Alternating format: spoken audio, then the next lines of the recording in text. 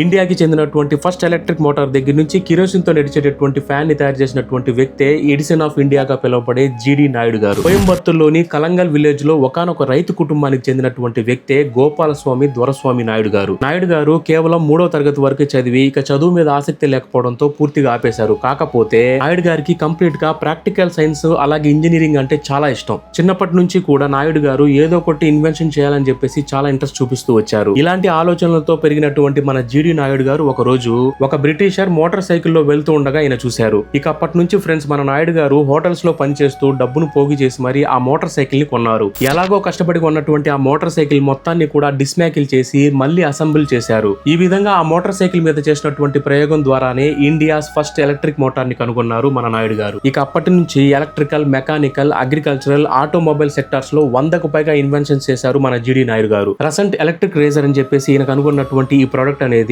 Europe లో బాగా famous అయింది. ఇక నాయుడు గారు ticket binding machines, mechanical calculators తో సహా కెమెరా యొక్క డిస్టెన్స్ అడ్జస్టర్స్ ని కూడా కనిపెట్టారు. ఫ్రెండ్స్ ఇక 1945లోనే ఇండియాకి చెందినటువంటి ఫస్ట్ పాలిటెక్నిక్ కాలేజ్ ని స్థాపించిన విషయంలో మన జీడి నాయుడు గారి యొక్క మేజర్ కాంట్రిబ్యూషన్ అయితే చాలా ఉంది. ఇలాంటి మహనీయులు, మహానుభావుల యొక్క ఆవిష్కరణలు అనేవి ఖచ్చితంగా మన పిల్లలకి తెలియాలి. వాళ్ళని కూడా మోటివేట్ చేయండి.